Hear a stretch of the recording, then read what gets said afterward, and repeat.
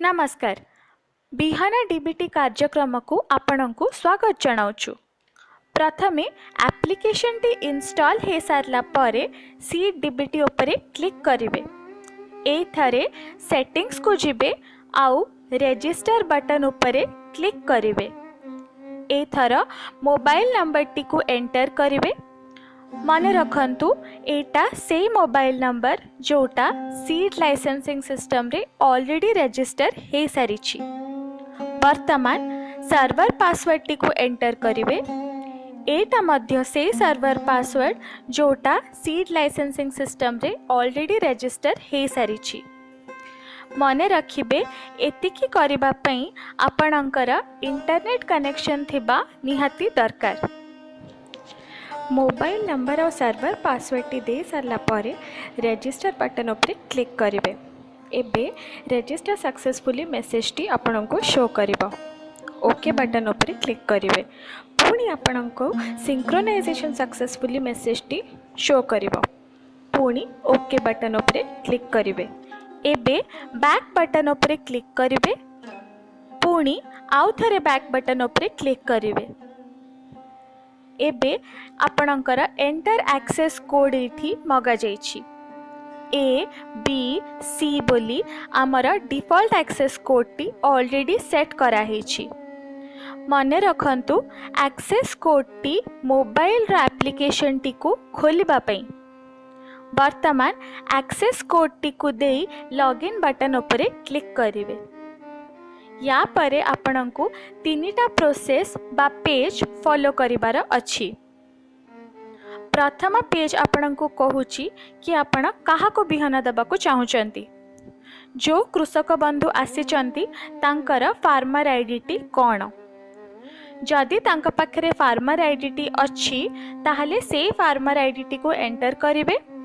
नहले QR code scan माध्यम रे मध्य आपण फार्मर आईडी पाई परिबे। जदि आपणक पाखरे इंटरनेट कनेक्शन रो सुविधा अछि ताहले आपण वेरीफाई बटन उपरे क्लिक करिकी फार्मर आईडी को वेरीफाई करि परिबे। फार्मर आईडी को एंटर करि सारला परे प्रोसीड बटन उपरे क्लिक करिवे।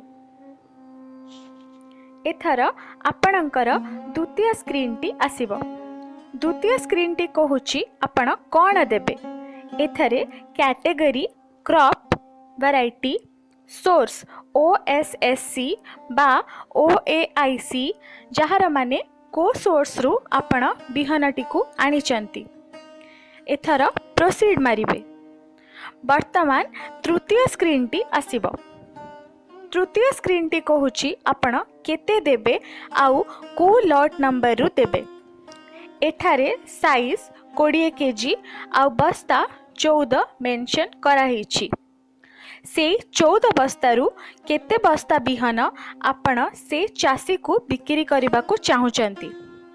एठी गोटे किंबा गोटे रु अधिका लॉट नंबर दिया जाइथिबो। मने रखिबे आपण मात्र गोटे लॉट नंबर रु ही बिहन बस्ता बिक्री करि परिबे। चासी एठारे जानिबा को चाहिबो जे से जेउ बिहन बस्ताटी को किनिबा को चाहुची तार मूल्य केते। कैलकुलेट बटन उपरे क्लिक करेंगे। एठारे 504 टंका 40 पैसा चासी को दबा को पड़िबो।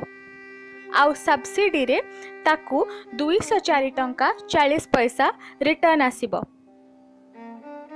एठी गोटे जिनस मने रखंतु जदि चासी 2 हेक्टर रु अधिका बा गोटे क्विंटल रु अधिका बिहन नै सारिची ताहले तांकू सब्सिडी आउ मिलिबा नाही। कन्फर्म बटन मारिला परे वर्तमान एठी लिस्टा बाहरिला। एठी आपणकर ट्रांजैक्शन कोड बा टी कोडटा आपण पाई परिबे। एटा बहुत ही मूल्यवान इनफॉरमेशन। एटा को चासी को लिखिकी नहीं जिबा पे अनुरोध करिवे। आपण मध्य एटा निज पाखरे परवर्ती समय रे दरकार रे आसी पारे बोली रखि परिबे। जदि से चासी को बिक्री करबा को चाहुचंती आउ गोटे वेराइटी बा प्रकार crop then back to same farmer उपरे क्लिक करेंगे। नहले बैक टू डिफरेंट फार्मर उपरे क्लिक करेंगे। सबु बिक्री करि सारला परे जेतेबेले इंटरनेट रो सुविधा अछि सेतेबेले सिंक्रोनाइजेशन बटन उपरे क्लिक कले मोबाइल और सर्वर भितरे कम्युनिकेशन हे परिबो। समस्त डाटा मोबाइल रु सर्वर को पळे परिबो आउ आपणकर इन्फॉर्मेशन टी लॉस हबनी।